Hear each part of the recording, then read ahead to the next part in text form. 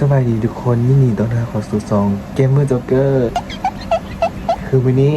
ตื่นเช้าในหนึ่งมันก็เลยบุคคลมี energy วันไหนเพราะว่าตัวนี้ก็เห็นเรียกอยู่แต่ว่าที่ช่วงนี้มีแผนถ่ายคลิปเซอร์ไพรส์ทั้งห้องโดยการแจกอั่งเป้าซึ่งวันนี้เตรียมมา40 ใบ42ซะนะ42วันนี้ตัวนี้เตรียมมา42เตรียมจะเซอร์ไพรส์ทั้งห้องแล้วก็อาจารย์นำวันนี้ตื่นเช้าในหนึ่งปกติตื่นเช้าโดยที่ตื่นแต่เงียบซาตลอดเลย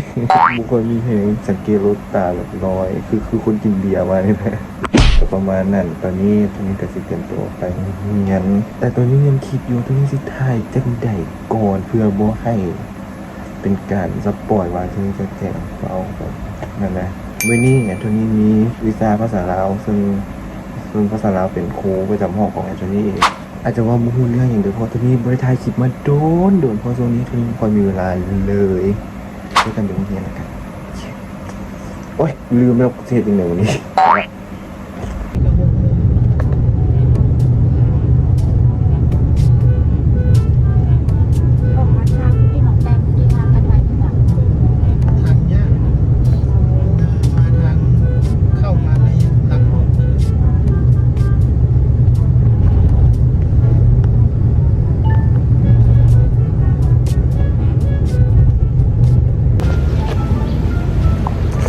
โอเคทุกคนตอนนี้ก็มาฮอดโรงเรียนเป็นเรียบร้อยแล้วทุกคนคือจะงงว่าอันนี้คืออะไรมันคือสายสาก เพราะว่าอย่างไอ้ตัวนี้ลืมสากโทรศัพท์ไว้แล้วบวกกับคันถ่ายคลิปหมดมือมันน่าจะแบตหมดลงว่ะแบตหมดลงไวโอ้ยกูว่าอย่างว่า น่าจะแบตลงไวก็เลยเตรียมสายมาสากนะซึ่งตัวนี้ยังคิดอยู่ว่าตัวนี้จะถ่ายจังไดก่อนเพื่อว่าให้เขาฮู้น่าจะตัวเขาว่าน่าจะเป็นบล็อกของเฮียนที่บอกก่อนตัวนี้เคยถ่ายบล็อกมาแล้วถ้าใครบ่เคยเบิ่งไปเบิ่งนี่ก็ได้อันที่จะปรับเป็นมุมไอตัวนี้นั่นแหละออกจากสุภัยทั้งห้องกัน แต่เขาบ่ฮู้ว่าทั้งห้องมาฮอดหยังตัวนี้นะปีนี้ตัวนี้อยู่ห้องม6/1ปีก่อนอยู่ห้อง5/5โดดไปห้อง1แล้วถามว่าเป็นอย่างคือโดดไปห้อง1เพราะว่าใกล้เก่งจ้าบุญเห็นได้ ไปคิดเอาเสียงตัวนี้ได้ที่1บ่แม่นย้อนเฮียนเก่งไก่เก่งจ้าแค่ยังไม่ได้กูเฮ็ดเขาเป็นโจรขนาดตอนนี้นะ นี่คือห้อง2นี่คือสภาพห้องหนึ่งที่แบบว่าตัวนี้เฮียนอยู่ณตอนนี้มั่วเวลานี้เขายังโมมาห้องทงเฮียนดอกเพราะว่าหรอกปกติตัวนี้จะมาสวยตลอดคันตัวนี้มาเศร้าทีนี้ก็จะมาเศร้าก้อนมู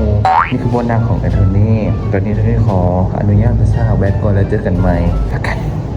เดี๋ยวตัวนี้จะดันก่อนวีแท็กจีนะเพราะว่าตัวนี้เตรียมมาแล้วนี่เลยทุกคนก็ถ่ายเราตัวนั้นนี่ทุกคนมีทั้งหมด40 ใบซึ่งอันทุนี้ใส่ 4,000 กีบมันอาจจะไม่ได้เป็นสิ่งที่ว่าหลายที่สุดที่ถึงจะให้ได้แต่มันก็เป็นสิ่งที่ทุนี้อยากจะให้เพราะว่าหลังจากทุนี้เห็นเวียกแล้วทุนี้ได้มีรายได้เป็นของตัวเองแล้วทุนี้รู้สึกว่าทุนี้อยากจะเป็นผู้ให้เนี่ยเนื่องจากว่าทุนี้มีเรื่องเหตุงานทำอะไรทุนี้มีรายได้เข้ามาในโตจากที่เคยเป็นผู้ให้มาก่อนตอนนี้อยากเป็นผู้ให้บ้างถามว่าเป็นอย่างทุนี้คือให้เพราะว่าพอทุนี้ก็เป็นเวียดที่กันเวียดซอดปักเซแล้วก็ถือเรื่องนี้แล้วก็ให้ทุกปีซึ่งทุนี้ก็อยากจะให้บ้างตามประเพณีของเวียดเนาะหน้าตอนนี้ทุกคนก็มาห้องแต่ก็ไม่ได้มาหลายเพราะบางคนครอบโดยเฉพาะตามบนเฮาตัวนี้ได้ที่เราบ่มาอดเลยนะเธอ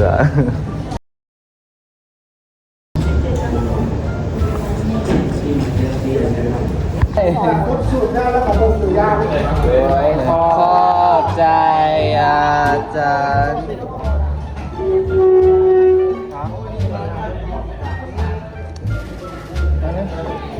เหนืออาจารย์ซีนเห็นรู้ยี่ซีนหนีฟ้าฉายอาจารย์แม่เดี๋ยวเขาเจอเดี๋ยวอะไรที่คิดอยู่อาจารย์เขาเรียกว่าจุแล้วจากนั้นเราก็ให้ไปแล้วคนหนึ่งต่อไปคนที่2อาจารย์มีสิ่งหนึ่งจะให้พี่ซีนเห็นรู้ยี่ซีนหนีฟ้าฉายข้าวให้คุณพี่ครับนี่จะขนาดนั้นข้าวแล้วให้คุณพี่นะครับแล้วแต่เพื่อนเลยมันอาจจะไม่ได้หลายแต่เขาตั้งใจจะให้ ให้ ครับขอบคุณครับเขาให้คอนเขาให้คอนเทนต์อยู่อันนี้คือพิธีกรครูกำเฮาไม่ได้เปื้อนเลยไม่ได้เปื้อนเลยในกล้องโอเคอยู่แสงดีโอเคอยู่ตอนนี้นะ ไม่ยอมโอเคขอบใจเชี่ยบ๊ายบายเจอกันบายร้านมีอะไรจะให้ ชินเจียนรูรี่ชินหมี่ฟ้าชาย ขอบใจ thank you ที่จริงอ่านว่าสิจัดวันศุกร์แต่ว่าวันศุกร์มันมืด เดินขอบใจอาจารย์อีเหี้ยล่าสุดมึงกูรับวิชาเคมีเว้ยกูตื่นมากูบ่เจออาจารย์แล้วกูตอนนี้กูซ้อนหาอาจารย์กูว่าเราอยู่แสงตอนนี้กูหาเราบ่เจอตัวนี้นะงั้นเดี๋ยวสิลองตามหาเราดูไปขณะนี้เราหาอาจารย์เคมียังบ่เจอแต่เราเจออาจารย์เวียเทนก็ซิเนียร์ซิมีฟ้าฉายครับหาอาจารย์ลักษณะบ่เจอเดี๋ยวเข้าใจเลย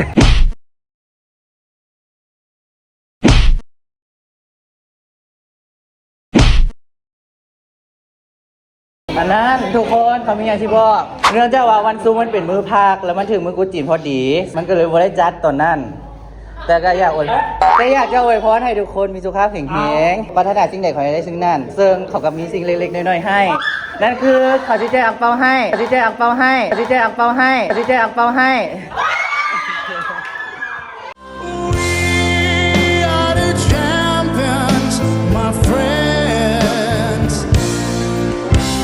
คือ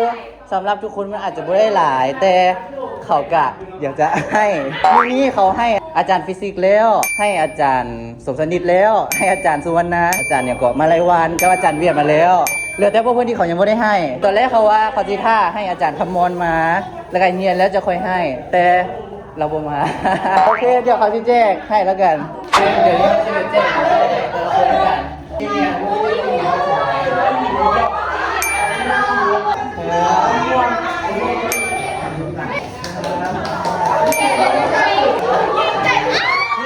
เขาสร้างยืนตัวนี้น่ะเขียนซินเนียนะ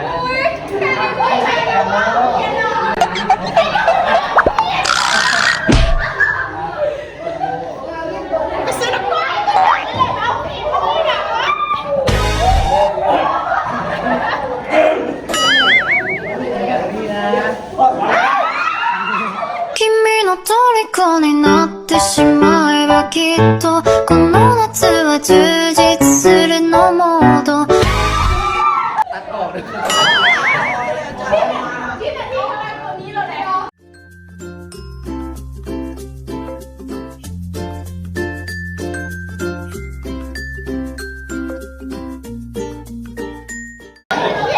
สังเกตแต่ละคนนั่งกันเป็นระเบียบขนาดเลย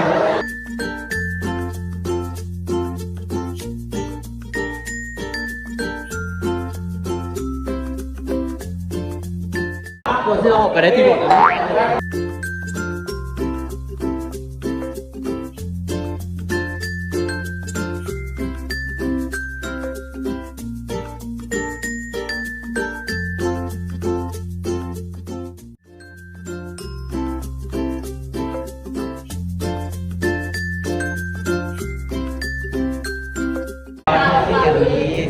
สิ้นดีใช่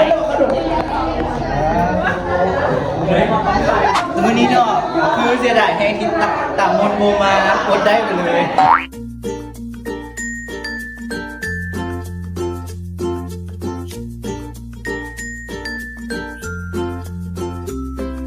ใช่เป็นให้ตากล้องเฮาตัวรีบเอาให้ไปเล่ก่อนไปเล่ให้เราขอบใจแบบแม่เล็กโอเคนี่ก็คือเบิร์ดไปสำหรับการแจกยังเหลือสมัยพรกับไอวี่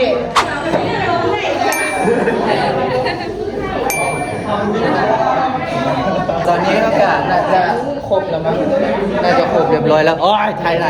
และสุดท้ายอยากจะบอกว่ามันอาจจะบ่ได้หลายสำหรับทุกคนแต่ว่ามันก็เป็นสิ่งที่ค่อยหาได้แล้วอยากจะให้เพราะว่าค่อยเคยเป็นคนให้ค่อยเคยเป็นคนได้หับมาก่อนตอนนี้ก็อยากจะให้ก็ขอให้ทุกคนสุขภาพแข็งแรงปราศจากรถภัยไข้เจ็บหวังสิ่งใดขอให้ได้สิ่งนั้นแล้วปีหน้ามีสปอยว่าจะมีการให้อ่างเปาอีกแต่จะบ่เป็นการเซอร์ไพรส์แล้วจะเป็นการจับสลากปีหน้าบอกว่ายังจะได้อยู่โอเค โอเคเจอกัน โอเคหลังจากทีแล้วทีนี้ก็สิกลับบ้านแล้วก็กลับไปพักผ่อนแล้วก็ซ้อมเป็นพิธีกรอีกวันนี้ทีนี้พักเรียกกันเลยว่าได้ไปเรียกทีนี้สิกลับบ้านละซ้อมให้มันเลยหลายแล้วไม่ได้เนาะโอเคหวังว่าทุกคนจะมาทำมาก็อย่าลืมกดไลค์กดแชร์กด subscribe ให้ตัวนี้นะเราเจอกันในคลิปหน้าคือมันเป็นสิ่งที่ตัวนี้อยากเห็นมานานแล้วอ่ะแต่ตัวนี้ได้เห็นมาแล้วก็ถือว่าลงไปอีกขั้นหนึ่งละเจอกันไหมบ๊ายบายสิ้นเนียนดูนี่สิ้นเนียนราชายครับสิ้นเนียนยังเหลือ3ใบสุดท้ายครับไอ้ดูนะก็สิ้นเนียนรูยี่สิ้นนีฟ้าฉาย